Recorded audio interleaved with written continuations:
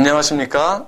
저는 온라인 교육기관에서 소방설비기사 기계 분야를 강의하고 있는 김성태입니다. 여러분, 이렇게 만나 뵙게 돼서 진심으로 반갑습니다. 제가 여러분하고 소방설비기사를 취득하는 데 있어서 충분한 역할을 할 수 있게끔 제가 길잡이가 되었고 여러분하고 같이 공부를 하도록 그렇게 하겠습니다. 자, 여러분은 지금 소방설비 기사를 취득하기 위해서 이 기사시험 준비를 하는 데 있어서 두 가지의 망설임이 있었을 것으로 저는 생각이 들어요. 그 두 가지 중에서 첫 번째 망설임은 뭐였었냐면은 여러분들이 지금의 현재의 직무가 이제 소방설비다. 그러면은 소방설비 기사를 무조건 따야 되니까 망설임이 없었겠지만은 내가 앞으로 어떤 기사를 따서 내 몸값을 높일 것이냐, 또 어떤 기사를 따서 내 앞길을 개척할 것이냐를 고민을 하시면서 소방설비 기사를 할까 아니면 딴 직종을 할까 많은 고민을 했을 것으로 저는 믿습니다. 그래서 여러분이 소방설비 기사를 하겠다라는 결심을 해서 저랑 이렇게 만나게 되었죠, 그죠? 여러분, 그 결정 상당히 잘하셨습니다. 요즘에 대학교, 그 다음에 대학원에서 재난방재학과 이런 쪽으로 많은 국가의 보조금을 받아갖고 학생들을 교육을 시키기 위해서 많은 대학원이 개강이 되고 있어요. 또 대학교에서도 재난방재학과 또 소방학과가 많이 신설이 되고 있습니다. 그러니까 여러분들이 앞으로 소방설비 기사를 공부를 해서 기사 취득을 한 다음에 할 일이 많아졌다라는 얘기죠. 그죠? 그래서 취업을 한다고 치면은 취업할 때도 많아지고 그 다음에 취업을 해서도 내가 역할을 많이 할 수 있는 그런 여건이 생겼다. 그렇게 됨으로써 여러분이 이 선택은 상당히 잘하셨다라고 제가 말씀드립니다. 그 다음에는 이 결정을 한 다음에 또 하나의 고민을 하셨을 것입니다. 그러면은 소방설비 기사를 취득을 하려고 그러는데 어떤 선생님하고 같이 공부를 할까?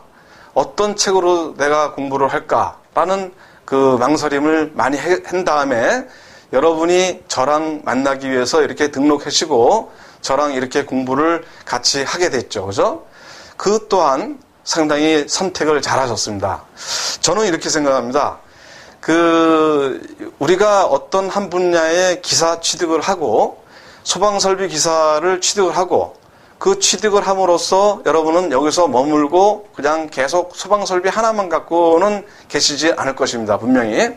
사람이라는 게 하나를 이루면은 또 그 위 거를 이루기 위해서 노력을 하고 또 그거를 이루면은 또 하나를 이루기 위해서 또 노력을 하죠. 그죠? 예, 그거는 누구나 다 그렇습니다. 그렇기 때문에 이 소방설비 기사를 저랑 같이 공부하면서 그 공부 방법에 대해서 여러분들한테 어떠한 분야에서 공부를 하더라도 시험 공부를 하는, 수험 공부를 하는 데 있어서 자신감 있게 그런 어떠한 공부 방법을 제가 제시를 해드릴 수 있다라는 거를 여러분들한테 말씀드릴 수 있습니다. 예. 제가 그러면은 공부 방법에 대해서 제가 한번 제가 말씀드리는 거를 한번 들어보시고 그렇게 공부를 좀 진행 좀 해주시는 게 좀 낫지 않겠느냐라는 생각이 듭니다. 자, 우선은 첫 번째로 여러분들이 지금 소방설비기사 실기의 시험을 준비를 하고 있습니다. 지금 필기를 붙어놓고 실기 준비를 하고 있는데 여러분들이 이 시험 공부를 할 때 일단은 책을 하나를 준비를 하겠죠. 그죠? 그럼 그 책으로다가 이 공부를 하게 되는데 여러분들은 처음에 제가 이론 강의를 하고 그 다음에 기출 문제에 대해서 문제풀이를 할 것입니다. 예, 문제풀이를 하죠. 그러면은 이론 강의를 여러분이 들으시면서 이 책을 같이 겸용을 하면서 이제 들으시겠죠. 그랬을 때 정독을 하면서 정독을 하면서 강의를 아주 세심하게 들으셔야 됩니다. 그냥 설렁설렁 여러분이 듣고 그냥 넘어가면 안 돼요. 근데 문제는 뭐가 있냐면은 이렇게 첫 번을 갖다가 이렇게 그 하나의 책을 갖다가 이렇게 이거를 일단 한 번을 완료를 해야 돼요. 완료를. 한 번을 책을 띄셔야 된다는 얘기죠.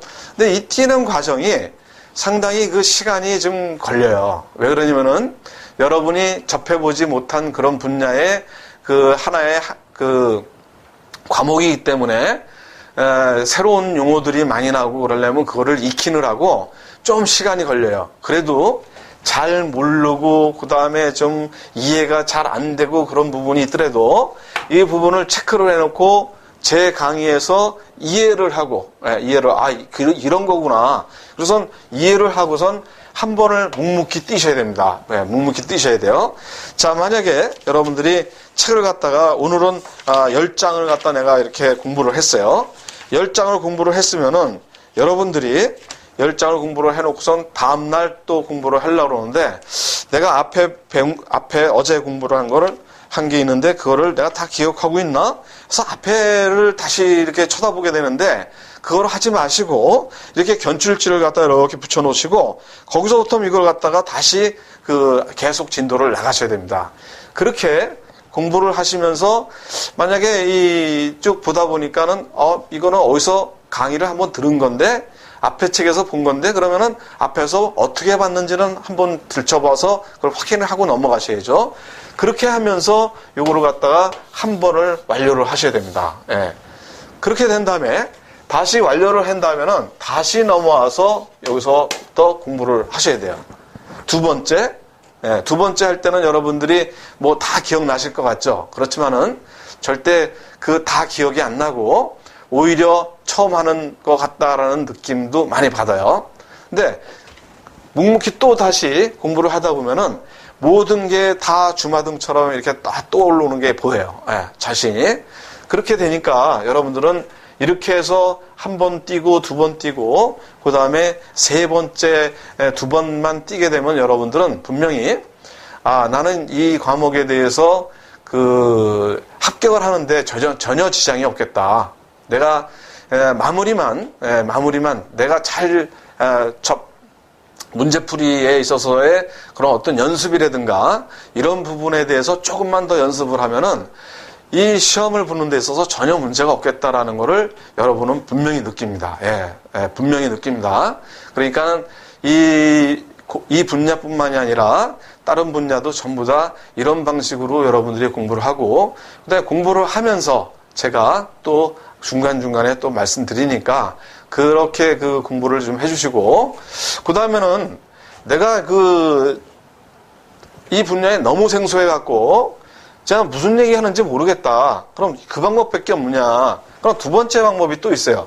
뭐냐면은 문제풀이를 먼저 풀어보는 거예요. 문제풀이를 강의를 들으면서 먼저 정독을 하면서 쓸 건 써보면서 이걸 갖다 해서 그 다음에 이론으로 넘어가는 겁니다. 이론으로.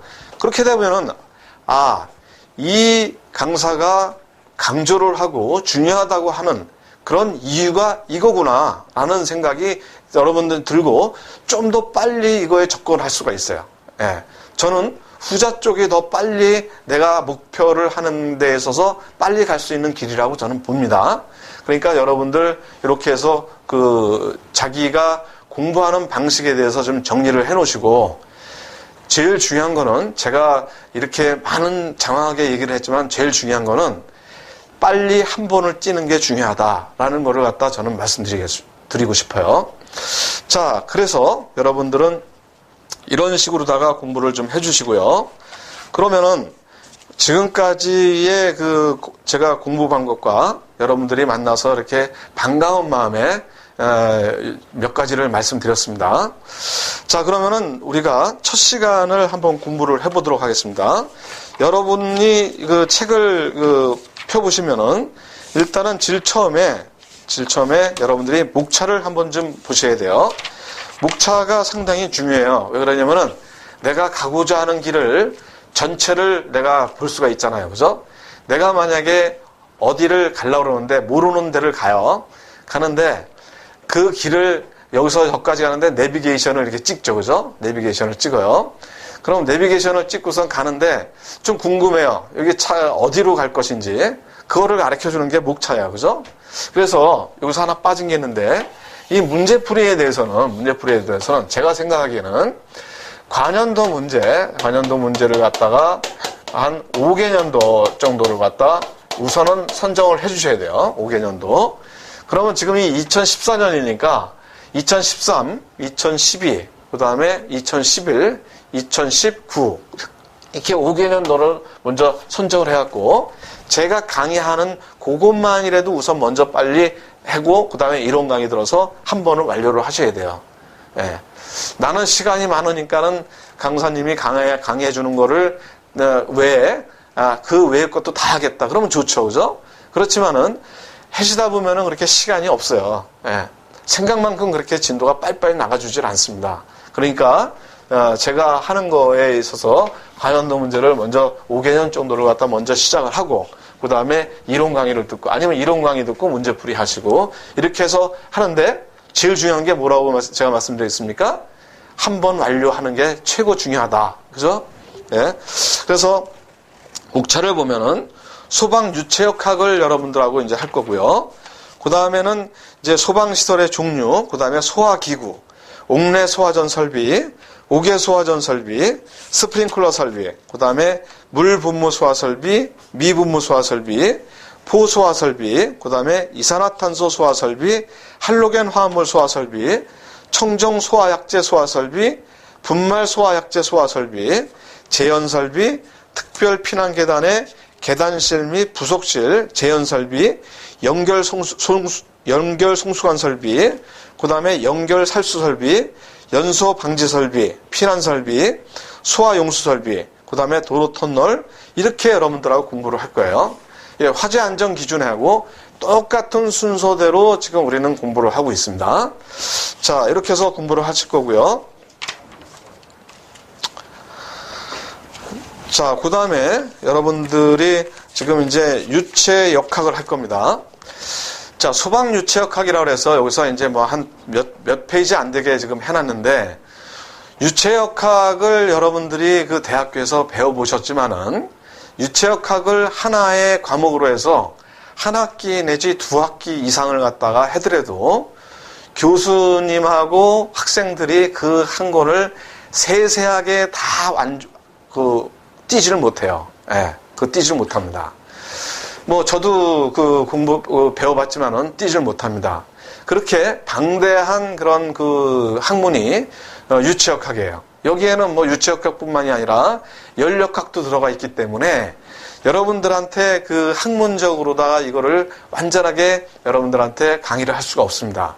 지금 제가 강의를 하는 거는 여러분들이 소방 설비 기사를 취득을 하는 데 있어서 필요한 만큼만 하니까, 만약에 나는 좀 더 깊이 이거를 알고 싶다 그러면은 여러분들이 그 학문에 있어서 책을 구입을 하셔갖고 좀 더 깊이 공부를 하셔야 돼요. 예. 그죠? 우리가 만난 거는 여러분들한테 그 자격증을 손에 넣어 드리는 게, 그죠? 얼마나 빨리, 얼마나 효과 있게 여러분들이 그 자격증을 빨리 딸 수 있느냐가 더 중요하지 않습니까? 그죠? 여러분들이 학문을 배우려면은, 그죠? 딴 데서 좀 더 노력을 하셔야 됩니다. 자, 우선은 유체의 성질이 어떤 것이냐를 우리가 보는데, 우선 차원과 단위하고 기호에 대해서 먼저 우리가 말씀드리겠습니다. 자, 차원. 네. 차원을 먼저 말씀드릴게요. 차원이라는 것은 우리가 모든 물리적 양을 길이, L, 그 다음에 질량, 그죠? 길이와 질량, 우리가 매스라고 그러죠, 그죠? 그러니까 시간으로다가, 타임, 요 세 가지로다가 우리가 나타내는 거, 이거를 우리가 차원이라고 그래요. 여러분들은 1차에서 필기시험에서 합격을 하고 올라오신 분이시기 때문에 이거는 거기서 다 아셨을 거예요. 2차에서는 실기에서는 이 부분이 거의 나오지는 않아요. 그러니까 여러분들이 이 분야에 있어서 좀 모르고 있다 그러면은 필기 쪽에서 그 부분을 보완을 하시는 거로 그렇게 하시고 책을 보시고요. 그 다음에 단위에 대해서 보겠습니다. 단위.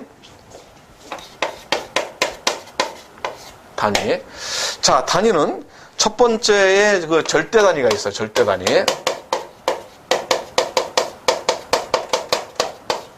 자, 우리가 우선은 알아야 될 게 뭐가 있냐면은 질량이 있고 질량과 중량을 갖다가 구분을 할 줄 알아야 돼요. 자, 질량이 뭡니까? 예? 질량이 뭐예요? 질량이라는 것은 어떤 물체가 가지고 있는 고유한 양을 자기만이 갖고 있는 고유한 양을 갖다가 우리는 질량이라고 얘기를 합니다. 그죠? 그래서 물체가 가지고 있는 물체 고유의 양인데 이거를 우리가 킬로그램으로 우리가 표시를 하죠. 그램이나 킬로그램. 그죠? 예. 그래서 질량을 이렇게 표시를 하고 요거를 갖다가 우리가 M 이렇게 표시를 하죠. 그죠? 예, 질량, 매스. 자, 중량은 뭐냐? 중량은 이 백목이 여기 있어요. 이 백목의 무게를 저울에다 달아보니까 이게 10g이야. 10g. 근데 내가 이걸 들고선 한라산에 올라와서 달아보니까 9.5kg이에요. 자, 그러면 왜 이게 그람수가 무게가 줄었을까? 예. 이게 고유한 질량이 10kg이었었는데 왜 이게 줄었을까? 사람이라면 줄으면 이해가 가요. 왜? 열심히 운동을 해서 땀을 뺐으니까 줄죠. 그죠?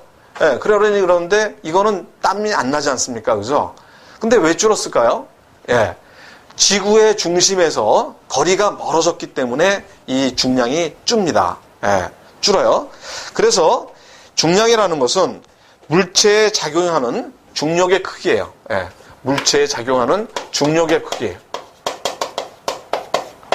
크기를 얘기합니다. 그래서 우리가 중력은 무게는 mg로다가 우리가 표시를 합니다. mg. 그죠? 그래서 물체의 무게를 갖다가 m, 질량과 중력 가속도의 곱한 그런 거로다가 우리가 표시를 할 수 있죠. 그래서 물체의 무게는 그 물체의 질량과 지구의 중력 가속도에 비례한다. 예. 자, 물체의 중량은 그 물체의 질량과 중력 가속도에 비례한다. 그죠? 요거를 모르고 절대 단위하고 그 다음에 중력 단위하고 이거를 갖다가 구분을 해낼 수가 없어요. 아셨죠? 자, 요거를 아시고 넘어가자고요. 자, 절대 단위라는 것은 뭐냐면은 길이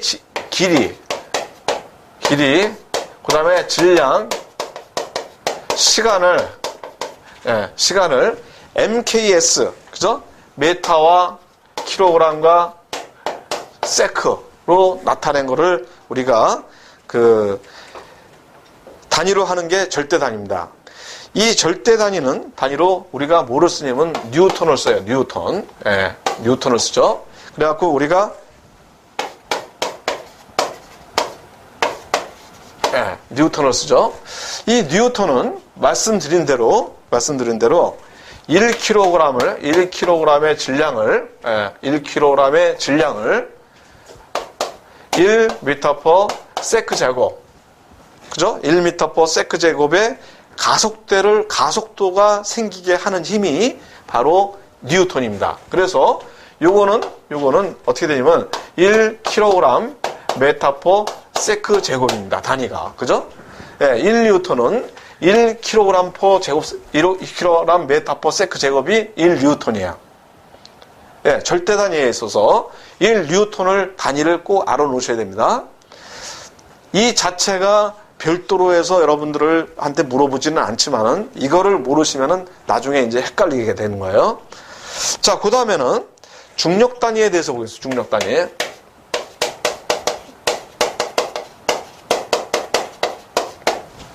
자, 중력 단위는 말씀드렸듯이 지구 중심에서 작용하는 힘이 여기에 단위로 표시가 돼야 되겠죠. 그죠?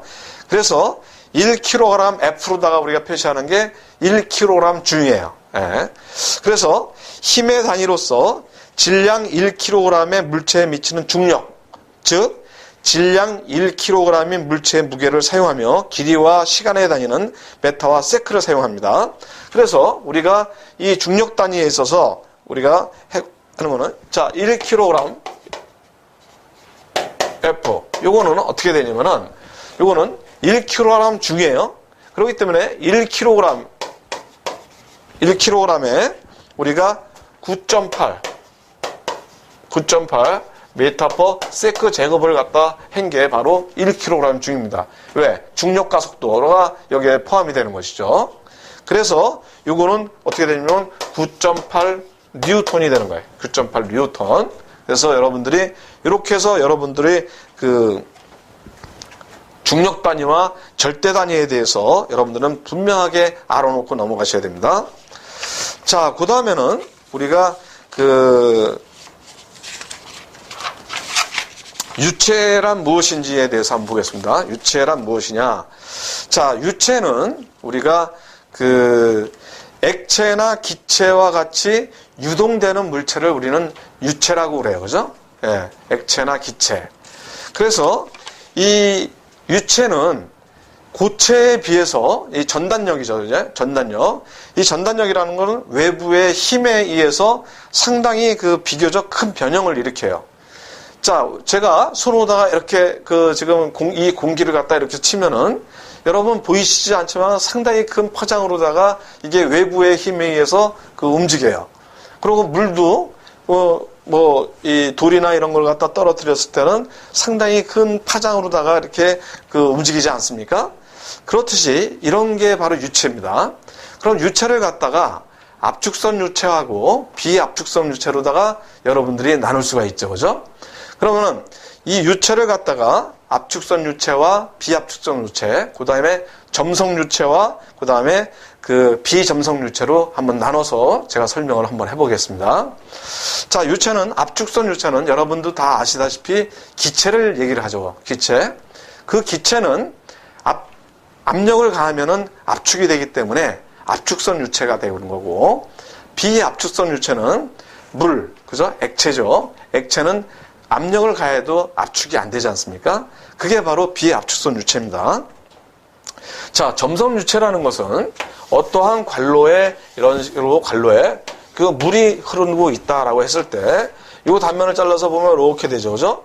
그래서 보니까 최고 가운데에 있는 부분에 있는 힘이 최고로 커져요. 그죠?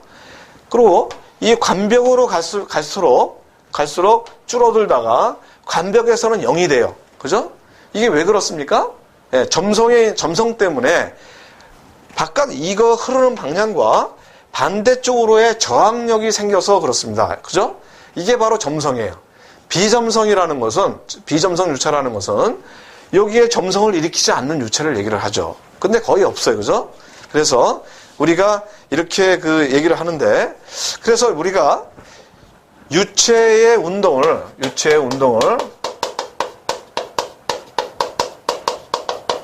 알려면은 밀도를 알아야 되고, 그 다음에 비중, 그 다음에 비중량, 그 다음에 점도를 우리가 알아야 돼요. 유체의 운동을 우리가 알려면은 밀도, 비중, 비중량, 점도를 모르고서는 우리는 이거를 접근을 할 수가 없어요. 네. 요거를 여러분들이 완전하게 하나하나의 정의를 아시고 단위를 알아 놓으셔야 됩니다. 자, 그래서 우리가 요거 하나하나를 공부를 하겠습니다. 요거를 공부하기 전에 우리가 뭐를 배울 거냐면은 우리가 소화용수로 사용하는 최고 많은 게 뭐냐면 물이에요. 그죠? 물. 그래서 이 물의 성상에 대해서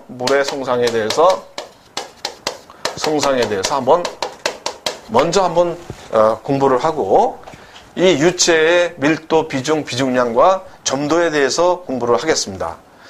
자, 물의 성상은 뭐냐면은 유체인 물은 소화용수로 가장 많이 사용이 돼요. 그죠?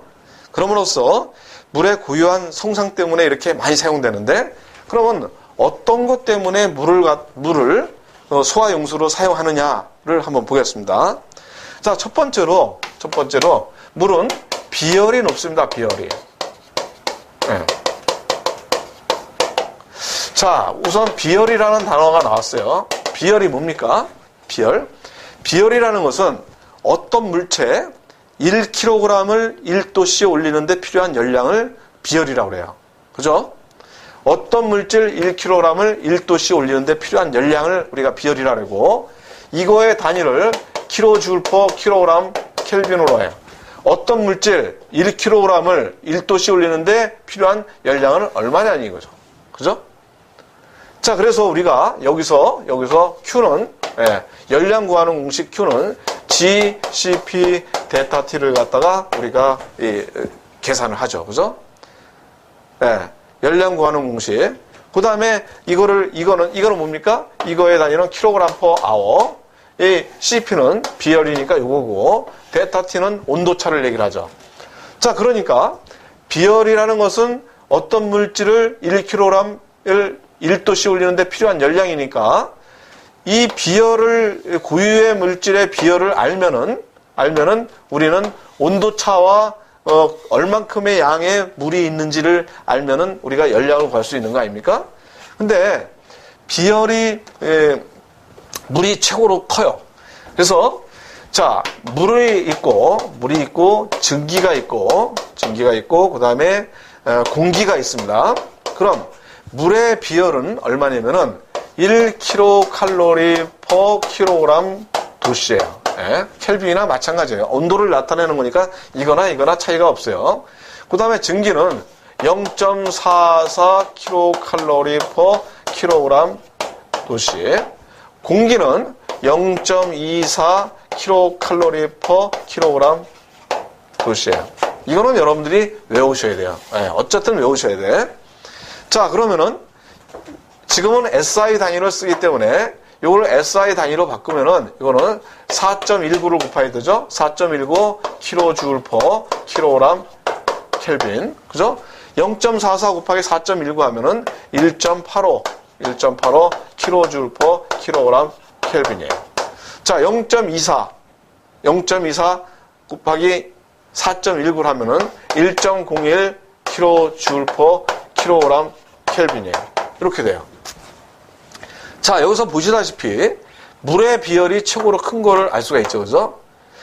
물을 1kg을 1도씨에 올리는데 필요한 열은 1kcal면은 1도씨에 1kg을 1도씨를 올릴 수가 있어요. 그죠? 증기는 1kg을 1도씨에 올리는데 필요한 열량이 0.44kcal예요. 물의 2배 정도로 적죠. 그죠? 적어요. 공기는 1kg을 1도씨에 올리는데 필요한 열량이 0.24kcal입니다. 물에 무려 4분의 1만큼의 열량만 있어도 1도씨를 올릴 수가 있어요. 그죠? 제가 왜 킬로칼로리로 말씀드렸냐면은 이게 몇 배가 되는지를 알려면은 여기서 킬로칼로리를 하면 딱 알아요. 물은 1이니까 1에 비교를 해서 이렇게 하는 거니까 여러분들은 요거를 외우시고 이렇게 하는 건 어렵지는 않잖아요. 그죠? 요거를 안다 그러면 4.19로 나눠주면 되는 거고, 요거를 안다 그러면 곱하기 4.19로 하면 되는 거니까, 이렇게 해서 여러분들이 비열에 대해서 완전하게 지금 아셨을 거예요. 그래서 이제 하나를 더 말씀드리자면은, 사람이 이 몸에서 돌아다니는 이 순환을 시켜주는 게 피죠. 그죠? 피가 바로 액체예요. 그죠? 근데 비열이 높아요. 이 비열이 높습니다. 이 비열이 높기 때문에 우리가 겨울철에 실내에 한 20도 있다가 바깥에 영하 한 10도 되는데 이렇게 그 옷을 입고 나가도 바로 그 온도를 바로 바뀌지 않는 이유가 비열이 크기 때문에 그래요. 만약에 이거 1kg을 1도씨 올리는데 1kcal가 들어가야 되니까 좀 시간이 걸리죠. 근데 만약에 우리 몸에 공기가 이 순환을 하고 있다면은 4분의 1만 있어도 이 온도가 확 차이가 나지 않겠습니까? 그럼 체온 변화가 너무 심해지죠. 그럼 사람이 오래 살지는 못할 거예요. 그죠? 예. 자, 이렇게 해서 비열에 대해서 여러분들은 알아놓으시고, 물의 성상이 비열이 높기 때문에 소화수를 많이 쓴다. 그 다음에는, 증발열이 매우 높아요. 예, 증발열이 높다. 예. 그래서 물로 소화를 하면은 증발을 시키기 때문에 냉각 효과가 있다는 얘기죠. 그죠? 냉각 효과가 있다는 얘기예요. 그리고 표면 장력이 커요. 예.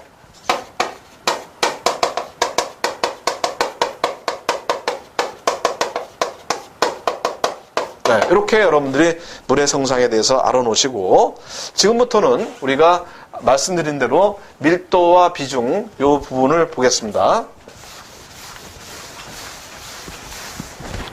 자, 우선은 밀도에 대해서 한번 볼게요. 밀도는 우리가 비질량이라고 우리가 얘기를 해요. 밀도는. 예.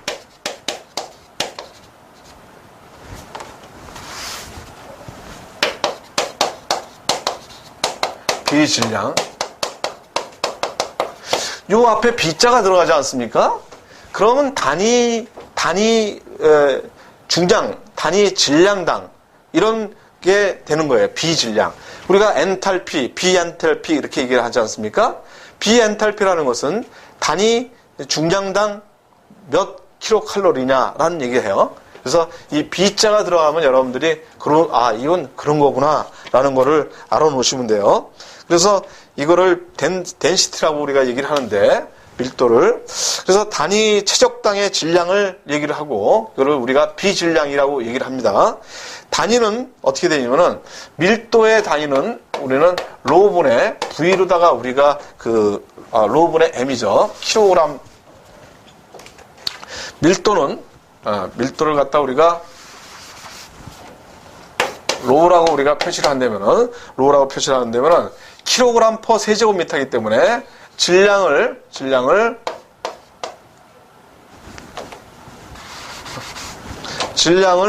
최적으로 나눈 거죠. 그죠? 질량을 최적으로 나눈 거예요. 그래서 로우는 V분의 M이죠. 그죠? 그래서 단위는 킬로그램 퍼 세제곱미터입니다. 이렇게. 예. 밀도가 이렇게 되죠. 그래서 여러분들이 밀도그램은 그램 퍼 세제곱 센티미터, 그 다음에 킬로그램 퍼 세제곱미터, 이게 밀도가 되는 것입니다. 자, 어떤 유체의 무게를 W라고 하고, 어떤 유체의 물체를 W라고 하고, 그죠? 그 다음에 질량은 M, 중력과 속도를 9.8 m/s 제곱이라고 한다면은, W는 mg라는 걸 갖다 여러분들 배웠죠? W는 mg. 예. 요거 뭐예요? 중량은 mg다. 이렇게 배웠잖아요. 그죠? 그래서 여러분들이 요거에 의해서 밀도를 계산을 하시면 되는 거예요. 자, 로는 V분의 M. 이거는 상당히 중요한 얘기예요. 그 다음에 비중량에 대해서 보겠습니다.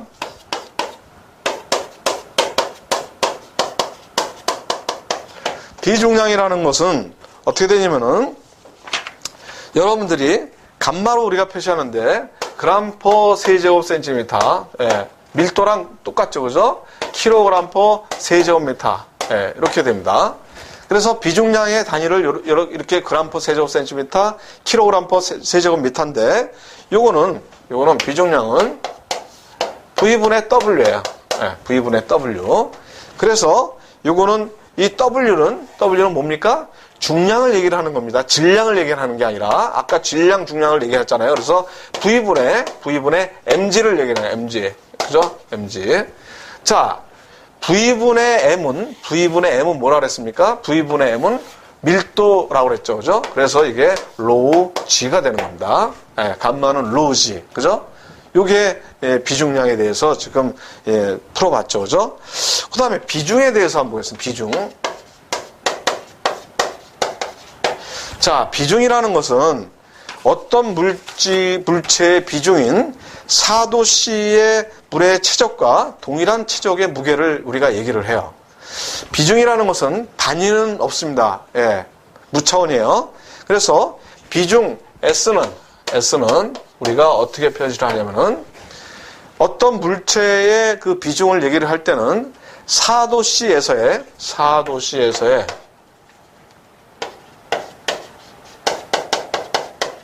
4도씨에서의 그 물체가 물에 잠기면은 물체에 부피가 있죠.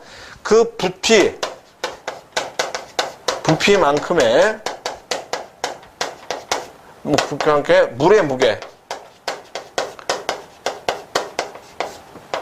물의 무게 킬로그램이죠, 그죠? 분의 어떤 물체의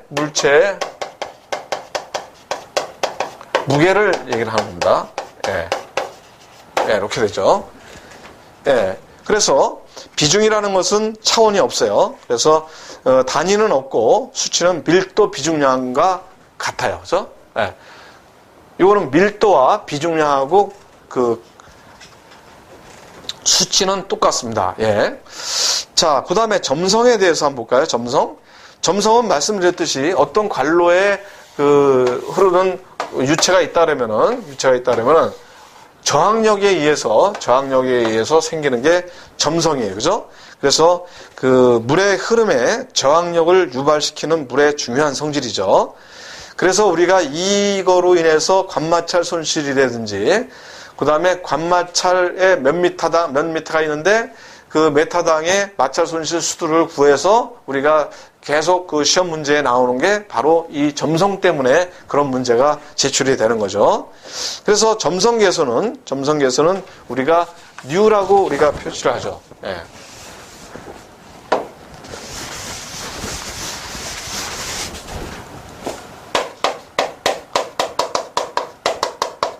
점성계수를 우리가 뉴라고 우리가 표시를 합니다. 이 뉴는 단위는 킬로그램 메타 퍼 세크 제곱. 예. 킬로그램 세크 퍼 제곱미터죠. 킬로그램 제곱미터. 그 다음에 킬로그램 퍼 메타 세크. 요게 그 점성계수 뉴의 단위입니다. 그리고 요거를 우리가 그 점성계수를 우리가 특수 그 단위로다가 포아즈라는